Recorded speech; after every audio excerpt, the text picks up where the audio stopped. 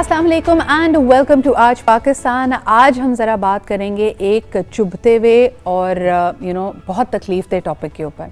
आपने हाल ही में बहुत सारे ऐसे किस्से सुने होंगे जो ये इशारा करते हैं कि पाकिस्तान भर में स्ट्रीट क्राइम एक दफ़ा फिर बढ़ रहा है और इस तरह की वारदातों में जिसमें हम देखते हैं कि कई दफ़ा चोरी चकारी के वाक़यात होते हैं, स्नैचिंग होती है और कभी कभार क्योंकि ये असलहे को दिखाकर, वेपन को दिखाकर लूटा जा रहा होता है लोगों को, अगर ज़रा से भी रेजिस्टेंस हो तो देखा गया है कि वारदात करने वाले कोई हिचकिचाहट के बगैर, किसी हिचकिचाहट के बगैर फायर खोल देते हैं और लोगों ने अपनी जान से भी हाथ धोए हैं। सवाल ये पैदा होता है कि इसमें हम बहुत सारे एंगल्स को लेके चलते हैं। इसमें हम कहते हैं कि जी पुलिसिंग, शायद गुर्बत बढ़ रही है, बेरोज़गारी बढ़ रही है, पुलिस को बेहतर एक किरदार अदा करना चाहिए, हम एक दूसरे से दूर हो गए हैं। लेकिन मेरे लिए जो सबसे ज़्यादा अलार्मिंग चीज़ थी कि ये वारदात करने वाले जब इनको प्रोफाइल किया गया तो अमूमन ये बहुत यंग बच्चे हैं। आप देखें अमूमन इनकी उम्र 24-23 साल से ज़्यादा नहीं होती। बहुत सारे टीनेजर्स यानी एक 15 साल का बच्चा भी उसको वेपन कहाँ से मिल रहा है और वो बग़ैर किसी हिचकिचाहट के क्यों इस तरह की वारदातें कर रहा है। ये वो वक्त है जब उसके पास बेहतरीन अपने जो टैलेंट्स हैं, अपनी एनर्जी, अपनी जवानी को इस्तेमाल करने का मौका होता है। लेकिन अगर वो गुमराह हो रहा है और क्राइम का, जराइम का रास्ता अपना रहा है तो इसमें किसकी फॉल्ट है, इनका पेन पॉइंट क्या है। That is exactly what we'll try to discuss today. सबसे पहले हमने यही सवाल जब लोगों से किया तो उनका क्या कहना है, लेट्स टेक अ लुक। वज़ीर आज़म साहब को चाहिए ना ये इक़दाम करें, कुछ रोज़गार के मौके जो है वो लोगों के लिए दिए जाएं। इतने टैक्स वसूल किए जा रहे हैं जिसके ऊपर कुछ फैक्ट्रीज़ के अंदर ये वैकेंसीज ऐसी निकाली जाएँ, चाहे वो प्राइवेट हो या गवर्नमेंट हो, ताकि लोगों को रोज़गार मुहैया हो। रोज़गार असल में हमारा इम्पोर्ट एक्सपोर्ट तो बिल्कुल ही बंद हो गया है, ठीक है, हमारे पोर्ट तो बिल्कुल खाली पड़े हुए हैं। तो इनको चाहिए कि हमारे लिए कुछ ऐसा करें कि हम लोग एक्सपोर्ट करें। मैं तो हुकूमत को समझती हूँ कि देखो बच्चे बेरोजगार और जिनके रोजगार थे उनके ठिये पथारे सब तोड़ के फेंक दिए, ये कोई तरीका है। और अब ये ग्रीन बेस चला दी, इनका भी कारोबार कम कर दिए। रक्शे वालों के सिफारिशें चल रही हैं, 1-2 लाख रुपए वो मांगते हैं रिश्वत। मेरा लड़का बेरोजगार है, रोजाना मेरे घर में लड़ाई होती है, इसका कोई रोजगार नहीं है। रोजाना लाखों के हिसाब से लोग आ रहे हैं। अब कराची इतने लोगों को तो नहीं कहीं जॉब दे सकता है ना। मसला सिर्फ यही हो रहा है, आप जाकर रेलवे स्टेशन पे जाके देख लें या बस स्टैंड पे जाके देख लें, सुपर हाईवे पे आप देखिए हज़ारों के हिसाब से लोग आ रहे हैं, हज़ारों के हिसाब से अफगान बच्चे, अफगान लड़के आ रहे हैं। अब सबको कहाँ से रोज़गार मिलेगा। बेरोज़गारी जो है असल में जो भी जॉब गवर्नमेंट आप लेंगे तो बगैर पैसे की रिश्वत की होती नहीं है। जब वो आप रिश्वत देंगे, अगर 5 लाख देंगे तो 5 लाख निकलवाएंगे भी आप, तो रिश्वत तो ख़त्म हो ही नहीं सकती ना। हमारे ऊपर से नीचे तक निज़ाम। ये अवामी राय है, आम तासुर है, लोगों की फ्रस्ट्रेशन है कि नौजवान अगर मेरिटोरियस भी हो पढ़ाई में, माँ बाप पेट काट कर उसको बेहतरीन इदारों में भेजें, उसने स्कॉलरशिप लेके अगर तालीम हासिल भी कर ली लेकिन आगे इस तरह के मौके हैं ही नहीं कि वो आगे बढ़ सके। खातून ने जिस तरह कहा कि रोज़ मेरे घर में इस बात पे लड़ाई होती है कि तुम रोज़गार या जॉब तलाश करो, ये कितना फ्रस्ट्रेटिंग होगा एक नौजवान के लिए हम समझ सकते हैं। लेकिन क्या ये एक ओवर सिंप्लीफाइड थिंकिंग है क्योंकि एक शख्स बेरोज़गार है तो उसने जराइम का रास्ता अपना लिया। आइए ज़रा इस पर गुफ्तगू करते हैं। हमारे साथ मौजूद हैं Naila Abdi ji, who's an educationist. दिन रात का काम है जी नौजवानों के साथ, यंग स्टूडेंट्स के साथ वक्त गुजारना। Let's see what she has to say about it. बहुत बहुत शुक्रिया नाइला जी वक्त निकालने के लिए। And of course we also have with us Amjad Ali जो कि एक एंटरप्रेन्योर भी हैं, कंटेंट क्रिएटर भी हैं। Again he has a number of speaking assignments जहाँ ये यंग लोगों से, नौजवानों से गुफ्तगू करते हैं। बहुत शुक्रिया अमजद आपके भी वक्त निकालने का। नाइला जी, ये जो फ्रस्ट्रेशन जिसका इशारा दिया जा रहा है इन तमाम वारदातों में, क्या आपने महसूस की है? और ख़ुसूसन जब आज के नौजवानों से आप क्लासरूम में इंटरैक्ट करती हैं, क्या ये इनका माइंडसेट है, सही गलत का फ़र्क ख़त्म होता जा रहा है? सही गलत का फ़र्क सिद्रा बिल्कुल ख़त्म होता जा रहा है। उसका प्रॉब्लम ये है कि हम बहुत सारी चीज़ों को ग्लोरीफाई भी करते हैं। हमारे जो टेलीविज़न्स हैं, हमारी मूवीज़ हैं, और मैं जब हमारी कहती हूँ तो मेरा मतलब पाकिस्तानी मीडिया ही से नहीं है, इंटरनेशनली भी आप देखिए बहुत सारी जगहों पर क्राइम को ग्लोरीफाई कर दिया जाता है। तो वो टीनेजर भी यही सोचता है कि मैं इतनी मेहनत करूँ, डिग्री हासिल करूँ, इतना पैसा खर्च करूँ, शॉर्टकट ढूंढ लेता हूँ। तो ये सारी चीज़ें ग्लोरीफाइड सिनेरियो पर भी हैं। दूसरा फिर घरों में अब क्योंकि एक सिंगल यूनिट घर रह गए हैं, माँ बाप के पास इतना टाइम नहीं है कि बैठ के बच्चे के साथ डाइनिंग टेबल पे डिस्कस करें कि क्या अच्छा है, क्या बुरा है, क्या गलत है, क्या सही है। हर चीज़ चलता है, एक टर्मिनोलॉजी हमारा टीनेजर यूज़ करता है, मिस चलता है। अब ये चलता है पे तो फिर हर चीज़ चलती है। छोटे छोटे बच्चे गन्स उठा लेते हैं और सोचते हैं कि ठीक है, उसमें कुछ मारे जाते हैं, कुछ को पकड़े जाते हैं, कुछ जेलों में चले जाते हैं, लेकिन उनके अगर गन ना भी उठाएं तो देखा ये भी जा रहा है कि फेक गन्स लेके वारदात करने निकल जाते हैं। उनको इजी मनी लगता है कि किसी से मोबाइल अगर ले लिया, और कई दफ़ा आपको जानकर ये हैरत होगी कि ये अच्छे भले मुतवस्सित घरानों से ताल्लुक़ रखते हैं, यानी माँ बाप बेचारे सफ़ेद पोश हैं जो फिर उसके बाद थाने के चक्कर काट रहे होते हैं अगर बच्चा पकड़ा जाता है, या फिर मज़ीद उसमें अगर डीपली जाया जाए तो बड़े होनहार लड़के जो IT की समझ रखते हैं वो कई तरह के स्कैम्स और चीज़ों में मुलव्वस हो जाते हैं। अमजद, आप क्या कहेंगे इस वक्त जो वालिदैन हमें देख रहे हो? मैं खुसूसी तौर पे चाहूँगी कि आप हमें कॉल करके अपना एक्सपीरियंस भी बताएं कि क्या आप अपने बच्चों के मिजाज में कोई तब्दीली देख रहे हैं, चिड़चिड़ापन देख रहे हैं, आइसोलेशन देख रहे हैं, क्या उनका रुझान देख रहे हैं जहाँ जिस तरह नायला जी ने कहा कि जो जराइम है उनको ग्लोरीफाई किया जा रहा है। जराइम से मुराद दी जा रही है कि क्राइम अगर कोई करता है तो उसके पास पावर भी है, अथॉरिटी भी है, लोग उससे डरते हैं तो उसको इज्जत दे रहे हैं। एक कॉलर हमारे साथ है अमजद, उसके बाद मैं आपकी तरफ आती हूँ। हेलो, अस्सलाम वालेकुम। वालेकुम अस्सलाम जी, कौन साहबा कहाँ से बात कर रही हैं? सरवत जहाँ बात कर रही थी जी। सरवत जी, बहुत शुक्रिया कॉल करने के लिए। आप क्या समझती हैं कि इस वक्त हमारे यहाँ जो नौजवान हैं, टीनेजर्स हैं, वो इतने फ्रस्ट्रेटेड क्यों हैं? मैडम, इसकी पहली वजह तो यही बात है कि बेरोजगारी, लोगों के पास रोजगार नहीं है और वो समझते हैं कि अगर एक मोबाइल इतने हजार का बिक गया, खरीद के छीन लिया, और फिर वो अच्छी नौकरी की तलाश में रहते हैं। जबकि हुजूर ने फरमाया हकीर से हकीर पेशा भी इख्तियार कर लो, हाथ फैलाने से बेहतर है। फिर हराम हलाल का नहीं सोचते कि हराम की कमाई आप किसी को नुकसान पहुंचा के पैसे ले रहे हैं, तो इससे बेहतर है आप कुछ मेहनत मजदूरी करके। लेकिन आप नहीं समझती कि हमारे माशरे में जिन लोगों ने शॉर्टकट से पैसा कमाया है, आप देखें कितने बच्चे हैं जो मेहनत करने के लिए मिसाल के तौर पे किसी रेस्टोरेंट में लगे हुए हैं, या तो वो मैकडॉनल्ड्स में खड़े हुए हैं, या फिर वो राइडर्स बने हुए हैं। जो हमारा रवैया है, लोग जो अथॉरिटी वाले, पैसे वाले जिस तरह उनको धुतकारते हैं, क्या ये उनके गुस्से में इजाफा नहीं करती, फिर उनको मजबूर नहीं कर देती कि वो फिर असलहा उठा लें? नहीं, अब इसका ये तो कोई चीज है, ये तो कोई हल नहीं है कि असला उठा लें। उसमें उनकी जान भी तो जा सकती है, पुलिस में पकड़े जा सकते हैं। नेकी बदी का भी तो सोचें, लेकिन क्या करेंगे, वो सोचते हैं कि बेरोजगारी, खाना पीना मुश्किल, तो एक वक्त हमें कुछ मिल जाए, बैंक डकैती, सब कुछ हुकूमत भी जिम्मेदार है कि आप लोगों को प्रोवाइड नहीं कर पा रहे वो फैसिलिटीज। बहुत बहुत शुक्रिया जी कॉल करने के लिए। अमजद, यही सवाल आपके पास लाना चाहूँगी, क्या हमारा जो रवैया है कि कोई इंसान अगर सफ़ेद पोश है, छोटा काम कर रहा है, कम पैसे कमा रहा है, तो उसको हर वक्त उसकी कमज़ोरी का, उसके छोटे होने का एहसास हम दिलाते हैं? Does that add to their frustration? जी अमजद, आपकी ऑडियो हमें नहीं आ रही है, आपका ऑडियो कनेक्शन अगर। जी अस्सलाम वालेकुम। वालेकुम अस्सलाम, जी बताइएगा। जी, मेरा ख्याल है कि ये ख़ास तौर पे जो ब्लेम जाता है, अगर हम करना चाहें ब्लेम, तो ये वालिदैन पे होता है। मेरी सोच है, मैं भी एक वालिद हूँ और हम अपने बच्चों का ब्लेम लेते हैं। बच्चे अगर फ्रस्ट्रेटेड हैं तो वो हमारी वजह से फ्रस्ट्रेटेड हैं, वो माहौल की वजह से नहीं है। ये मेरा मानना है। हम उनको घर से किस चीज़ की तैयारी करवा के बाहर भेजते हैं, क्योंकि देखें कोई भी चीज़ है, याद रखिएगा, गवर्नमेंट हर चीज़ का ब्लेम नहीं ले सकती। ये मेरा मानना है। दुनिया के किसी भी खित्ते में चले जाएं, परवरिश घर से होती है। इसलिए बच्चों को वालिदैन अल्लाह ताला ने दिए हैं उनकी परवरिश करने के लिए। इसलिए आपके 2, 3, 4, 5 बच्चे होते हैं, आप उनको नर्चर कर सके, उनकी स्किल डेवलप कर सके, उनको ज़हनी तौर पर तैयार कर सके, उनको हलाल खिला के अगर आप बाहर मार्केट में बेचते हैं तो बच्चा अच्छी प्रोडक्टिविटी लेके आता है और रोज़ाना बच्चा घर आता है। आप ये नहीं कह सकते कि माहौल ने उसको ख़राब कर दिया। घर का माहौल मैडम बहुत ज़रूरी होता है।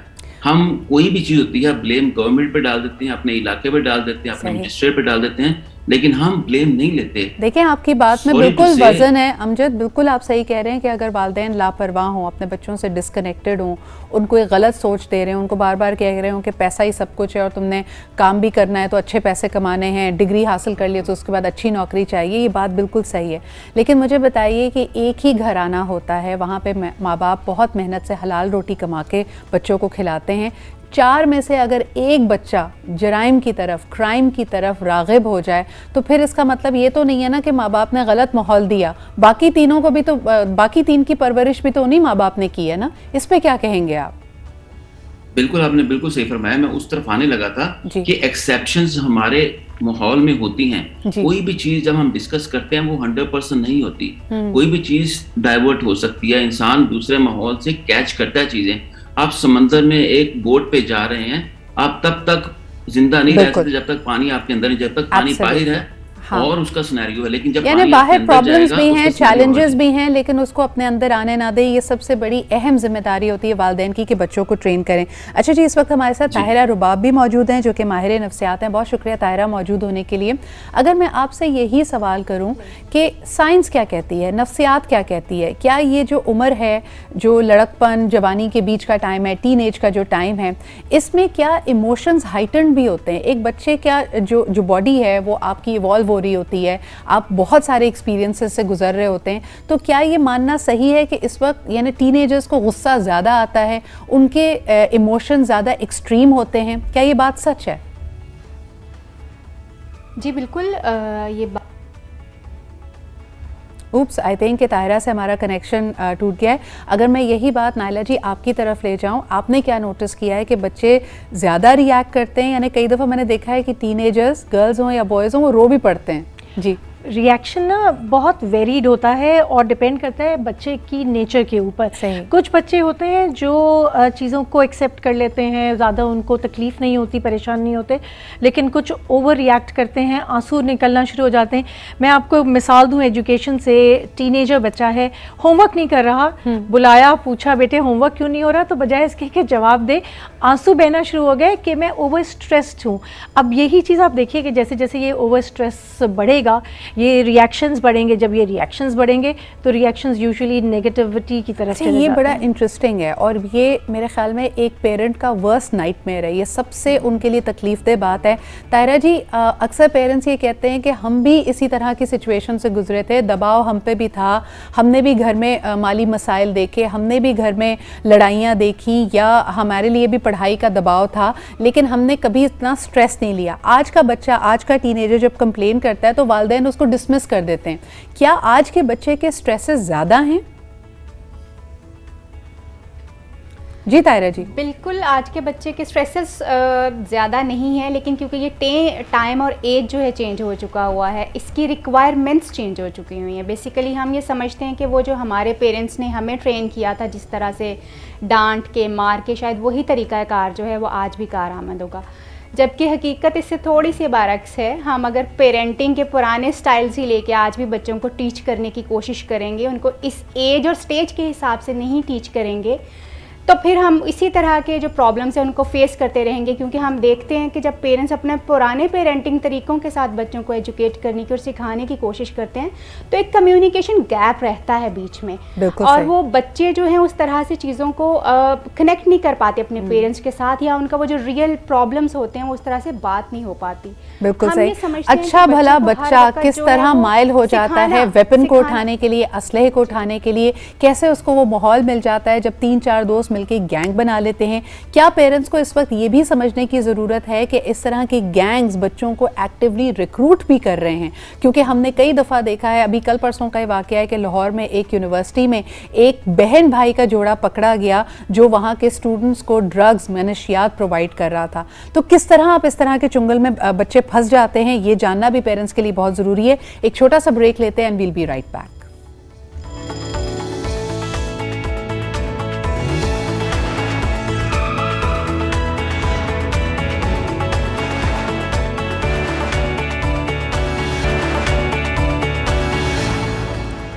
Welcome back after the break. आज के पेरेंट्स को ख़ास तौर पे किन चीज़ों के बारे में अवेयर होना चाहिए, उस पर नज़रसानी करनी चाहिए? ये बात कहना बहुत आसान होती है कि बच्चे पे नज़र रखें, बच्चा क्या कर रहा है, किस कंपनी में मिल रहा है, लेकिन ये आज की हकीकत है कि इस तरह के जो नेगेटिव अनासर हैं वो आपके बच्चों को अपनी तरफ रिझा रहे हैं, उनको रिक्रूट कर रहे हैं, उनके दिल से सही और गलत की जो तफरीक है उसको ख़त्म कर रहे हैं। उनको कह रहे हैं जी मनशियात में कोई प्रॉब्लम नहीं है, पॉर्न में कोई प्रॉब्लम नहीं है, वेपन्स उठाने में कोई मसला नहीं है।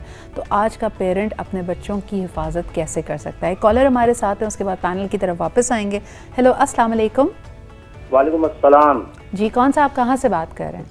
सिद्रा बेटा, मैं अब्दुल सलाम बात कर रहा हूँ कराची से। सर बहुत शुक्रिया कॉल करने के लिए। क्या कहेंगे हमारे आज के मौजू पे? मैं ये कहना चाह रहा था कि हजरत उमर रज़ियल्लाहु ताला अन्हु के ज़माने में जब तहत पड़ा था तो आपने चोरी पर हाथ काटने पर पाबंदी लगा दी थी। सही। ये सारा मामला बुनियादी तौर पर नीड का है। जब जरूरियात पूरी नहीं होंगी तो अवाम ये रास्ता इख्तियार करने की तरफ चली जाती है। सही। अवाम बेइंतहा हो गई है और जरूरियात जिंदगी और जॉब्स कम होती जा रही हैं। लोगों की जायज जरूरियात तो पूरी करनी होनी चाहिए, तो फिर इस तरह के मामलात इंशाल्लाह धीरे धीरे कम हो जाएंगे। बिल्कुल अब्दुल सलाम साहब, लेकिन जो नौजवान है, जो लड़कपन में हैं अभी बच्चे, वो ज़रूरियात और ख्वाहिशात का फ़र्क नहीं जानते। उनको लगता है कि जी एक ब्रांडेड मोबाइल फ़ोन, एक अच्छी सी मोटर बाइक, एक सर्टन लाइफस्टाइल, ये इनकी ख्वाहिश नहीं, उनकी ज़रूरत है, और इसी वजह से वो गुमराह भी हो जाते हैं। उनके लिए आप क्या कहेंगे? मतलब जब हम अपना माशरा बेहतर तौर पे, इखलाकी तौर पे इस्तवार करेंगे और धीरे धीरे इस्लामी तरीकों पे चलेंगे तो धीरे धीरे हमारी नस्लों के अंदर ये बात सरायत कर जाएगी कि इंशाल्लाह में अच्छे बुरे की तमीज़ हो जाएगी और फिर मामला अच्छे और सही की तरफ जाना शुरू हो जाएगा। सही, बहुत शुक्रिया जी कॉल करने के लिए। Thank you very much for that notion. Naila ji, लेकिन धीरे धीरे वुड बी टू धीरे। इस वक्त हम पाकिस्तान को अगर देखते हैं, हम आबादी के हवाले से 5वां बड़ा मुल्क हैं, नौजवान बहुत ज़्यादा हैं, 70% आबादी की उम्र 30 साल से कम है। इन नौजवानों में किस तरह इस बात को आम किया जाए कि सही गलत, जराइम, पावर, असलहा, ये सब चीज़ें गलत हैं। जैसे हम बात कर रहे थे कि रिक्रूटर्स तो तैयार बैठे हैं इस तरह के लोगों को हायर करने के लिए, अपनी सफ़ में शामिल करने के लिए। सिद्रा, जब हम बात रिक्रूटर्स की करते हैं तो एक तरफ वो जो नेगेटिव रिक्रूटमेंट है, तो दूसरी तरफ आई थिंक इट्स टाइम यहाँ पे पॉजिटिव रिक्रूटमेंट की भी ज़रूरत है। ज़रूरी नहीं है कि हम हर चीज़ के लिए गवर्नमेंट की तरफ देखें। हमारा जो प्राइवेट सेक्टर है वो भी अल्हम्दुलिल्लाह बहुत सक्सेसफुल है। अगर हम उसके अंदर इंटर्नशिप्स बढ़ा दें, फॉर एग्ज़ाम्पल पेड इंटर्नशिप्स बढ़ा दें, तो वो बच्चा जो अभी अपनी डिग्री नहीं मुकम्मल कर रहा है, अगर वो एक पॉजिटिव काम की तरफ माइल हो जाएगा तो उसकी ज़िंदगी से ये नेगेटिविटी हट जाएगी। जब आपके हाथ में पैसा आने लगता है, आप छोटी छोटी अपनी ख्वाहिशात पूरी करने लगते हैं, तो आपको एक क्विक अर्निंग की ज़रूरत नहीं होती। ये एक ऑप्शन है, लेकिन बहुत ज़्यादा ज़रूरी है कि ख़ानदान एक दफ़ा फिर से यूनिफाइड हो जाएं, बैठें, बच्चे से बात करें, और 13 साल की उम्र या 12 साल की उम्र के बच्चे को ज़रूरी है कि माँ और बाप उसको थोड़े से दोस्ताना माहौल में। एक बड़ा ख़तरनाक ट्रेंड देखा है, आप दोस्ताना माहौल पे एम्फसाइज़ कर रही हैं, लेकिन जिन बच्चों पे अर्ली उम्र में बहुत ज़्यादा सख्ती की जाती है, खुसूसन लड़कों पे देखा ये गया है कि वो बागी हो जाते हैं। अमजद, आप एक कोई पैटर्न नोटिस कर रहे हैं कि ये यंग लड़के क्यों असलहा उठाते हैं और स्नैचिंग की वारदातों में या स्ट्रीट क्राइम की वारदातों में मुलव्वस हो जाते हैं? आपका इस पर क्या तज्जिया है? सिद्रा, मेरा जहाँ तक ख्याल है इसमें जो कंपैरिजन का रोल है ना, वो एक्सपैंड हो चुका हुआ है। मतलब अभी मैडम बात कर रही थी कि हम जब बड़े हो रहे थे तो उस वक्त कंपैरिजन छोटा था, हमें कंपेयर किया जाता था अपने कजन से या नेबर से। अभी आप कंपेयर कर सकते हैं अपने को अमेरिकन से, वेस्टर्न लोगों से कंपेयर कर सकते हैं। आपके हाथ में एक सोशल मीडिया डिवाइस है या मोबाइल फोन है या कुछ भी कह लें, आप सोशल मीडिया से ग्लोबल विलेज में एंटर हो चुके हैं, तो कंपैरिजन बड़ा हो चुका है, जिसकी वजह से अभी आपके पास और कोई चॉइस नहीं है सिवाय इसके कि आप कुछ बड़े से बड़ा करने की ख्वाहिश रखें। लेकिन उसके लिए अगेन हमें कंट्रोल गाइड देना बड़ी जरूरी है। वो पेरेंट्स से आती है और हमारे स्कूल से आती है। अब मुझे ये बताइए कि हमारे स्कूलों में सिवाय पढ़ाने के गाइडेंस कहाँ पे है, कोचिंग कहाँ पे है? वो एक बिग लैक है, बहुत बड़ा लैक लस्टर है हमारे स्कूल्स और कॉलेजेस के अंदर। बुरा मत मानिएगा जितने भी असातिज़ा सुन रहे हैं कि हमें सिर्फ ये होता है कि हम अपनी सैलरी लें, बच्चों को पढ़ाएं और नंबर्स दें और उनको स्कूल से या कॉलेज से बाहर निकाल दें। वहाँ पे बच्चे नर्चर कहाँ पे हो रहे हैं? मेरे ख्याल से बहुत बड़ा गैप है वहाँ पे। और दूसरी चीज है rule of law. Rule of law हमारा बिल्कुल कोलैप्स कर चुका है। और लोगों की लॉ होगा ना हमारे माशरे, आप बिल्कुल सही कह रहे हैं। और हमारी कहानियों में, हमारे मेन स्ट्रीम ड्रामों में इसी चीज़ को रीइटरेट किया जा रहा है। तायरा, शायद हम इसके बारे में इतना सोचते भी नहीं हैं, लेकिन हर कहानी में देख लें जो प्रोटैगनिस्ट है वो ऐसा लगता है कि वो ईवल फोर्सेस के खिलाफ जाता है, लेकिन उस वक्त जब वो चैलेंजर बन जाता है तो दिखाया जाता है कि वो उनके कई रवैये अपना लेगा। एक पावर और अथॉरिटी होगी, उसके आगे पीछे भी गार्ड्स घूम रहे होंगे, उन गार्ड्स के हाथ में भी गन्स होंगी, या अगर कोई स्मोकिंग का सीन दिखाया जा रहा होता है। आपको लगता है जो नायला जी पहले कह रही थी कि क्राइम को, पावर को, गलत को ग्लोरीफाई किया जा रहा है और ये यंग बच्चे फिर उसको जाहिर सी बात है आइडियलाइज कर लेते हैं, इस स्टाइल को मानने लगते हैं। कई दफ़ा आप बच्चों को देखें वो हीरो से ज़्यादा विलन को पसंद कर रहे होते हैं और उनको लगता है कि देखो विलन के ठाट और उनका स्टाइल ही अलग है। इस पर आप क्या कहेंगी तायरा?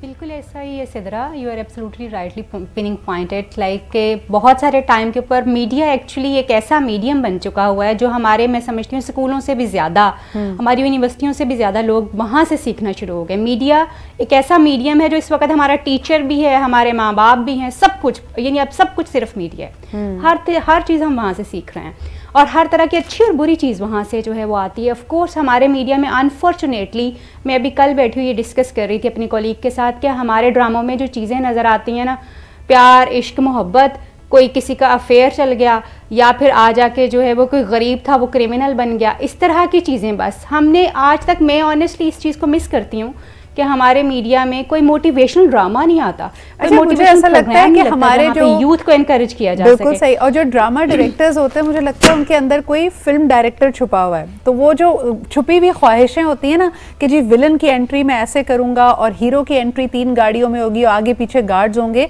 अब ये विजुअल्स हम दिखाने लगे हैं। यानी हमने ग्लोरीफाई किया है कि अगर खुदा ना खास्ता कोई फ्यूडल लॉर्ड है या कोई करप्ट सियासतदान है तो उससे पहले हम उसकी पूरी कैरेक्टराइजेशन, उसके घर की शान और शौकत, उसकी गाड़ियाँ, उसका रोब और रुबाब, ये सब चीज़ें हम दिखाते हैं।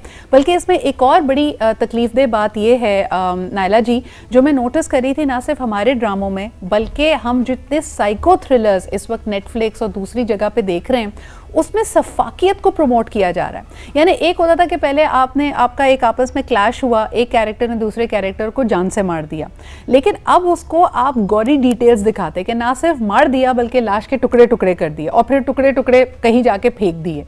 ये इतना जो ब्लड एंड गोर है, ये चीज़ों को नॉर्मलाइज कर रहा है आपके ख्याल में? ये चीज़ों को नॉर्मलाइज नहीं कर रहा, ये तो बहुत ज़्यादा एबनॉर्मल रवैये हैं, लेकिन बड़ी रवैयों को नॉर्मलाइज कर रहा है, रवैयों को नॉर्मलाइज किया जा रहा है। अब हम देखने लगे हैं हमारे यहाँ जो क्राइम शोज और स्टोरीज आ रही हैं उसमें कराची में, लाहौर में, सियालकोट में इस तरह के वाकयात रिपोर्ट हो रहे हैं कि जी फलाने शख्स ने दूसरे शख्स को मार दिया और उसके बाद उसकी बॉडी की, उसकी लाश के टुकड़े टुकड़े करके फेंक दिए या जला दिए या पका के खा गए। यानी what is happening to our society? क्योंकि जो टीवी सीरियल अभी उन्होंने कुछ साल पहले देखी थी उसमें यही सब कुछ था ना, कि जो हीरो है वो भी मार रहा है और जो विलन है वो भी मार रहा है और उसके बाद वो एक ग्लोरीफाइड सिनेरियो पे चला जाता है।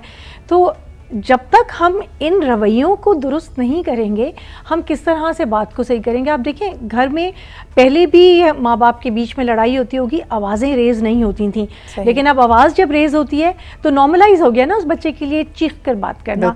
अभी अमजद ने कहा कि स्कूल्स में ग्रूमिंग होनी चाहिए, मैं अग्री करती हूँ स्कूल्स में ग्रूमिंग होनी चाहिए, लेकिन वो गरीब टीचर क्या करे कि जब वो बच्चे को सही और गलत बताता है तो माँ बाप उसको फ़ोन करके उसकी शिकायत हेड से करते हैं कि जी आपके टीचर से कहें कि मेरे बच्चे के को पे सख्ती ना करे या उसको ये सारी बातें ना बताए, क्योंकि ये नॉर्मल है, ये बड़ा पेरेंट्स के लिए नॉर्मल हो गया। अलग डिबेट है कि कई दफ़ा आप बिल्कुल सही कह रही हैं कि पेरेंट्स इस बात पे ख़ाइफ हो जाते हैं कि आप इनकी कैरेक्टर तरबियत करने की कोशिश ना करें, सही गलत सच झूठ ये इस पे आप सख्ती ना करें बच्चे के, आप सिर्फ पढ़ाइए, उसको बताएं 2+2 4 एंड दैट इज़ इट। आपका काम है आप लिटरेचर, लैंग्वेज, हिस्ट्री पढ़ाइए, ये मत देखिए कि बच्चा बदतमीज़ी करे। यानी कई दफ़ा मैंने देखा है असातिज़ा अगर कंप्लेन करते हैं कि आपका बच्चा रूड है, बदतमीज़ है, कोई नाजेबा हरकत क्लास में कर रहा है, तो पेरेंट्स डट जाते हैं कि ये आपका राइट नहीं है कि आप बच्चे को ये बताएंगे। ये भी खराबियां हमारे ही माशरे में। एक कॉलर हमारे साथ हैं, आइए उनसे बात करते हैं। हेलो, अस्सलाम वालेकुम। वालेकुम अस्सलाम, मैं एजाज बोल रही हूँ लाहौर से। कैसी हैं आप मैम? अल्हम्दुलिल्लाह, वेरी नाइस। अच्छा चलें, ये सारी गुफ्तगू हो गई, बच्चा घर कैसे सीखा है, क्राइम कैसे करना है, माहौल बुरा मिला उसको, स्कूल, कॉलेज, यूनिवर्सिटी, अब वो स्ट्रीट में आ गया है ना, स्ट्रीट में आके वो क्राइम कर रहा है, जुर्म कर रहा है, किसने रोकना है? कानून ने। सही, ठीक है, आप ये बात मान लीजिए कि वो क्राइम गलियों में हो रहा है, तो गलियों में किसने रोकना है? कानून ने रोकना है ना। यानी एक गैप है जिसके अंदर ये बच्चे आ रहे हैं। हाँ जी, आप स्ट्रीट क्राइम की बात करेंगे, घर के माहौल की, यूनिवर्सिटी कॉलेज के माहौल की अलग बात है। आ गया वो गली में, आ गया गली में आके वो एक अकेला कभी नहीं होता, स्ट्रीट क्राइम अकेला आदमी नहीं करता, 1 + 2 3 4 5 गैंगस्टर्स होते हैं। Single man never become a criminal person. Okay, ठीक है, उसको सपोर्ट मिलती है। अब किसने करना है? कानून में क्या चीज है? सिपाही खड़ा है, पुलिस खड़ी है, आगे अदालत है, अदालत में ये जुर्माने देके छूट जाते हैं, जेल में जाते हैं। तो हमारी जेलें माशाल्लाह जबरदस्त हैं मुजरिम को पक्का करने के लिए। हाँ, बहुत बड़ा मुजरिम बनने में। ठीक है, इसमें ना वडेरे का कसूर है, ना घर वाले का कसूर है, ना माँ बाप का कसूर है। क्रिमिनल जब वो गली में आ जाता है, कानून रोके। जुर्म तो आप कम कर सकते हैं, खत्म नहीं कर सकते। एक बात हमेशा याद रखिए। सर, मैम आपकी सारी बातों से मैं अग्री करती हूँ। एक ब्रेक की तरफ मुझे जाना है, लेकिन मुझे ये बताइए कि चलें वो अगर कानून के हाथ से, सिपाही से, अदालत से बच जाता है, वो वापस तो फिर अपने घर में जाता है ना। पहली वादार डाल के भी कोई शख्स अपने जब घर जाता है तो उसके घर वालों का ये काम नहीं है कि पूछें कि इसके पास पैसे कहाँ से आए, ये किनके साथ बैठा हुआ था, ये कहाँ से आया है। यानी उसकी हरकत और सकनात से आपको कोई फ़र्क उसमें नहीं नज़र आ रहा होगा।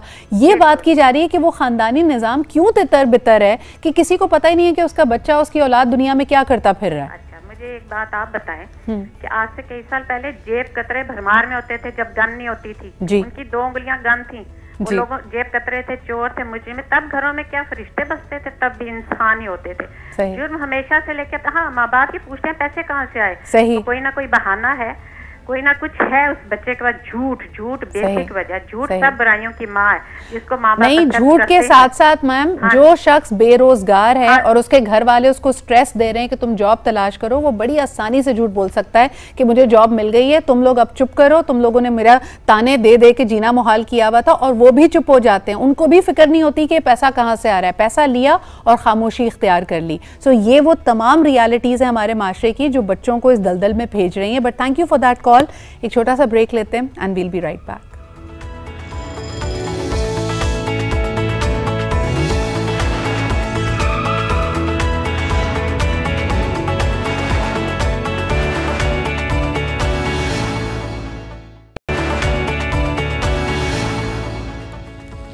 जी जनाब अली, 2 इम्पॉर्टेंट चीज़ें हैं यहाँ पे। अभी तक हमने डिस्कस किया कि माँ बाप की गफलत की वजह से बच्चे गुमराह होते हैं, लेकिन कभी कभार माँ बाप की शह बल्कि उनकी लालच की वजह से भी तो बच्चे गुमराह होते हैं, और एक बहुत बड़ा तबका है जो इस भट्टी में झोंक दिया जाता है। अभी हम बात कर रहे थे सिर्फ़ और सिर्फ लड़कों की, लेकिन लड़कियों की भी बात की जाए, अगर आप समझ रहे हैं कि आहिस्ता आहिस्ता उनकी आमदनी बढ़ती जा रही है and it is not proportional to their own talent या वक्त, यानी बहुत कम मुद्दत के अंदर यकायक बहुत बड़ी तब्दीली आ रही है, बच्चे के पास पैसे आ गए। कितने माँ बाप हैं, कितने ख़ानदान हैं जिनकी इस बात पे ना उनका माथा थनकता है, they want to actually find out कि क्या हो क्या रहा है।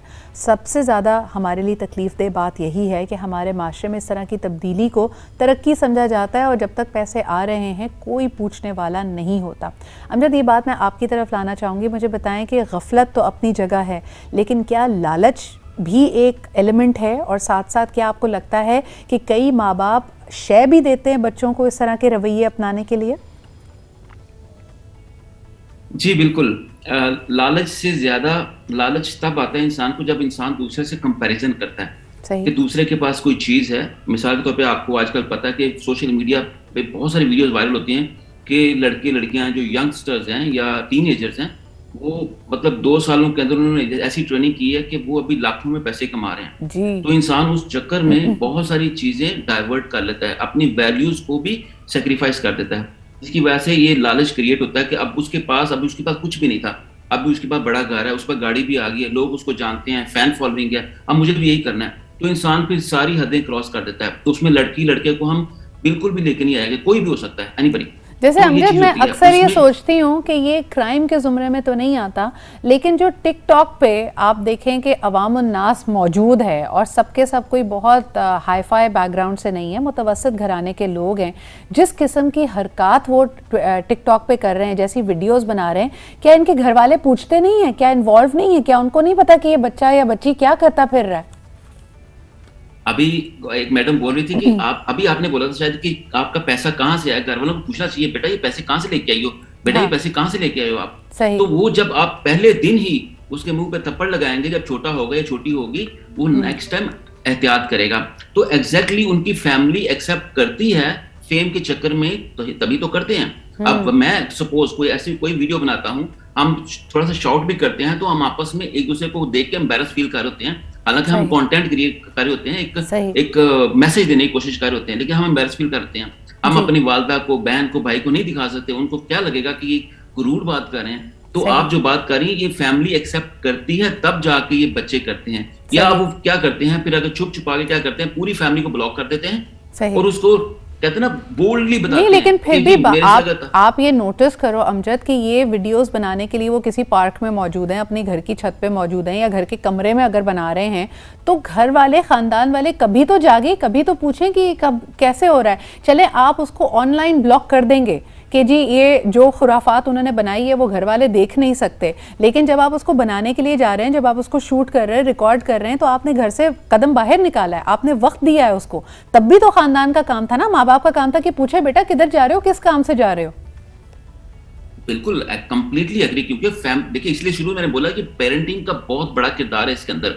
कोई भी चीज है हम बच्चों पे ब्लेम नहीं कर सकते। अब मेरा बच्चा है, मैंने 7 साल के अंदर, 10 साल के अंदर उसको कैसे मोल्ड करना है, कितनी अयाशी करवानी है, कितना खिलाना है, कितना अपनी वाइफ से झगड़ा करके उसको आसाइशें देनी है, या वाइफ ने वाइस वर्सा करना है, तो ये चीजें हम पे मैटर करती हैं। हम जब दुनिया को देखते हुए बोलेंगे, उसके बाद मेरी बहन के बच्चे के पास ये है, मेरे भाई के बच्चे के पास ये है, हमारा एक ही बच्चा है, हमारे 2 ही बच्चे हैं, हम इनको नहीं देंगे तो किसको देंगे।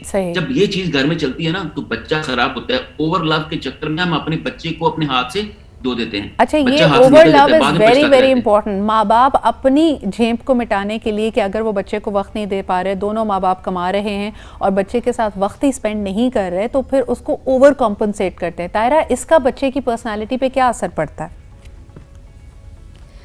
बेसिकली सिद्रा बहुत खूबसूरत पॉइंट्स जो है हमें भी डिस्कस कर रहे हैं कि जैसे अगर आपने बच्चे को पहले दिन से कुछ चीज़ें देना शुरू किया और कभी आपने उसको ना नहीं किया, उसकी हर बेजा जिद जो है आपने पूरी की है, या अनड्यूली आपने उसको हर बात के ऊपर डांटा है। जैसे हम बात कर रहे हैं कि parenting is very very important, ये बिल्कुल बहुत इंपॉर्टेंट है, क्योंकि मैं बिलीव करती हूँ कि बच्चा जो होता है वो अपने माँ बाप का प्रोडक्ट होता है। सही। अच्छा तायरा, सॉरी आखिरी मिनट है ना शो के, माँ बाप को इसमें बहुत इंपॉर्टेंट रोल है। तायरा जी, आखिरी few minutes on the show, तो I just want to keep it very directed. मैं यहाँ पे इस स्टीरियोटाइप को, इस मिथ को बस्ट करना चाह रही हूँ कि हम समझ रहे हैं कि हर स्ट्रीट क्राइम करने वाला, हर असलहा उठाने वाला बच्चा, हर वारदात करने वाला बच्चा मजबूरी या पैसे की कमी की वजह से कर रहा है। वी नो ऑफ पीपल जो बहुत एफ्लुएंट, खाते पीते घरानों से आते हैं और वो इसको पावर, एक एडवेंचर, एक एड्रेनलिन रश के लिए करते हैं। नायला जी, इस पे क्विकली कमेंट कीजिएगा कि आप अपने इर्द गिर्द ये देख रही हैं कि पैसे की कोई कमी नहीं है, तवज्जो की कमी है, जिसकी वजह से बच्चा इन सब चीज़ों की तरफ राग़िब हो रहा है। बिल्कुल तवज्जो की कमी है। बाज़ दफ़ा तो सपोर्ट भी कर दे जाते हैं माँ बाप, क्या एफ्लुएंट फैमिली से होती हैं, एड्रेनलिन हाई होता है और वो उसी के लिए कर रहे होते हैं गरीब भी हैं, लेकिन उसमें बहुत ज़्यादा स्ट्रीट क्राइम में एलीट क्लास भी मुलव्वस है। और बड़े बड़े स्कूलों में हम देख रहे हैं कि they are people for example के मनशियात में डील कर रहे हैं, इजी एक्सेस है, घर में मौजूद अगर शराब है, घर में मौजूद अगर मनशियात है, तो दूसरे बच्चों को प्रोवाइड कर रहे हैं, पैसे ले रहे हैं, अपने बाप के असलहे को इस्तेमाल कर रहे हैं, जो कि हो सकता है उनकी कोई सर्विस गन हो। This is the reality. और रोकते नहीं है माँ बाप। माँ बाप को लगता है कि ये ताकत का, इस अथॉरिटी का नशा है और ये मेरा बच्चा इंजॉय नहीं करेगा, ये प्रिविलेज तो और कौन करेगा। लेकिन आप अपने लिए आने वाले दिनों के लिए मुश्किल खरीद रहे हैं। This is something we want to send all as a message out to all the parents. बहुत शुक्रिया Naila ji, Taira ji and Amjad for being here. आज के लिए इतना ही। आप क्या समझते हैं कि टीनेजर्स की बढ़ती हुई फ्रस्ट्रेशन की वजह क्या है? सोशल मीडिया पे अगर आप ये डिस्कशन देख रहे हैं तो do comment and let me know. इसी के साथ मुझे इजाज़त दीजिए, कल मुलाकात होती है। खुदा हाफिज़।